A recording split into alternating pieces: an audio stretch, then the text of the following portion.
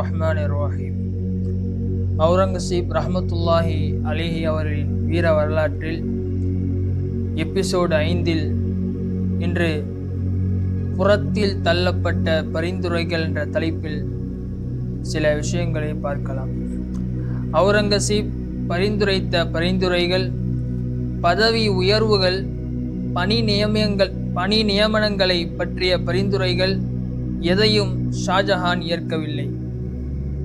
முல்தஃபிகானின் புதல்வர் அஸ்தர் தாரூகி துபக்னா என்ற பதவிக்கு பரிந்துரைத்த போது ஷாஜஹான் அதனை நிராகரித்ததோடு அந்த பதவிக்கு சஃபிகான் என்ற மீர் அகமது ரித்துவா என்பவரை நியமித்தார். இதனை அறிந்தபோது அவுரங்கசீப் மிகவும் வேதனைப்பட்டார். Aurangzeb was deeply hurt by this order of the emperor. பணி உத்திரவும் பதவி பறிப்பும். ஆசிர் பகுதியை சேர்ந்த கிலாதார் கோட்டையை ஷாஜஹான் அவுரங்கசீப் வசம் ஒப்படைத்தார்.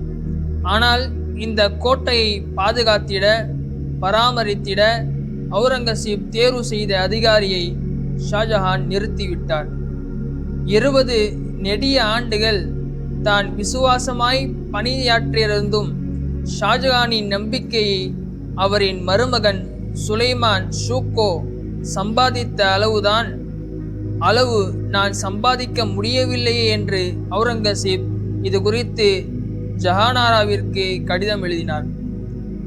கருவாகி வரும் கருத்து வேற்றுவரைகள். குற்றம் சாட்டியவருக்கு கொலு மண்டபத்தில் பதவி. அவுரங்கசீப் முல்தானில் இருக்கும் போது அங்குள்ள விவசாயிகளை அவரது அதிகாரி மாலிக் ஹுசேன் துன்புறுத்துவதாக ஷாஜஹான் அவுரங்கசீப்பிற்கு கடிதம் எழுதினார்.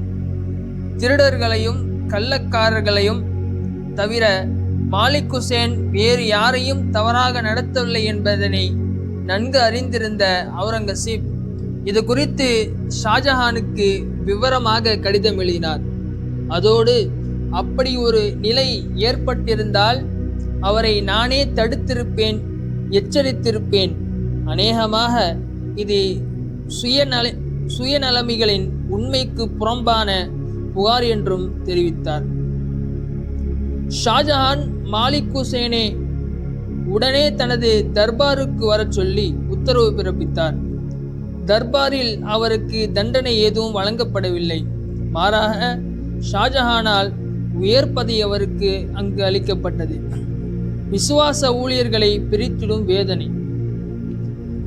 இதன் சூட்சமத்தை அவுரங்கசீப் பின்னர் புரிந்து கொண்டார்.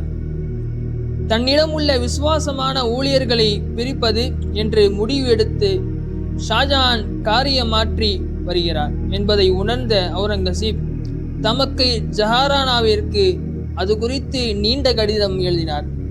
என் கீழ் வேலை செய்யும் அதிகாரிகளை ஷாஜஹான் தர்பாருக்கு அழைத்து அபரிவிதமான பதவி உயர்வுகளை அளித்தால் என்னோடு இணைந்து பணியாற்றிட எவரும் என்னுடன் இருக்க மாட்டார்கள்.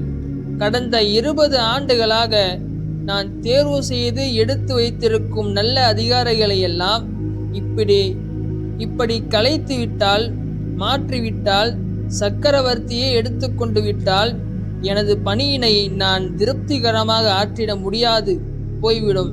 இருந்தபோதிலும் தகுதி வாய்ந்த அதிகாரிகள் தேவைப்பட்டால் என்னிடம் அது குறித்து தெரிவித்தால் நானே அவர்களை அழைத்து அங்கே அனுப்பிவிடுவேன். அப்படி செய்தால் அது நலமாக இருக்கும்.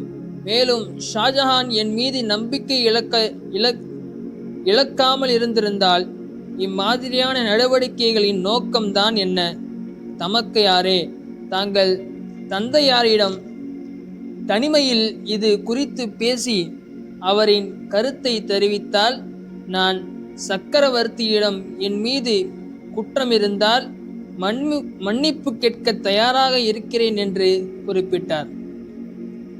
He requested his sister to speak to the emperor about him privacy and then inform him about his reactions so that he might beg forgiveness. ஆனால் அவுரங்கசீப்பிற்கும் ஷாஜஹானுக்கும் இடையே உள்ள இடைவெளியை அதிகரிப்பதில் கண்ணுங்கருத்தமாகவே அவுரங்கசீப் விரோதிகள் செயல்பட ஆரம்பித்தார்கள். தக்காணத்தில் தக்காணம் என்னும் ஒரு நகரில் அவுரங்கசீப் தனது ஜாகிர்தார்களிடம் நிர்ணயிக்கப்பட்ட தொகைக்கு மேலே வசூல் செய்து விடுகிறார் என்று ஷாஜஹானின் தர்பாரில் வந்து சொன்னார். ஆனால் உண்மை நிலை என்ன? நிதி பற்றாக்குறையும் நீதி புறக்கணிப்பும். தக்கான என்ற நகரில் இராணுவ செலவு, சிவில் நிர்வாக செலவு வகைக்கான மொத்த செலவு 31,76,000 ரூபாய். அரசு நிலத்திலிருந்து கிடைத்த வருவாய் 2,40,000 ரூபாய். கோல்கண்டாவிலிருந்து கிடைத்த வருவாய் ரூபாய் 8 லட்சம். டிகோர் பகுதியில் கிடைத்த வருவாய் ரூபாய் 1 லட்சம். ஆக மொத்த வருவாய் 11,40,000 ஆகும். வரவு நீக்கிய பற்றாக்குறை 20,36,000 ரூபாய் ஆகும். இந்த பற்றாக்குறையை சமாளிக்க தக்காணத்தின் ரிசர்வ் நிதியிலிருந்து கஜானாவின் இருப்பில் இருக்கும் ரூபாய் 80,60,000 2 ஆண்டுகள் அவுரங்கசீப் பணத்தை எடுத்தால் அவரின் இருப்பு நிதி 40,50,000 ஆகும். ஆக குறைந்து விட்டது.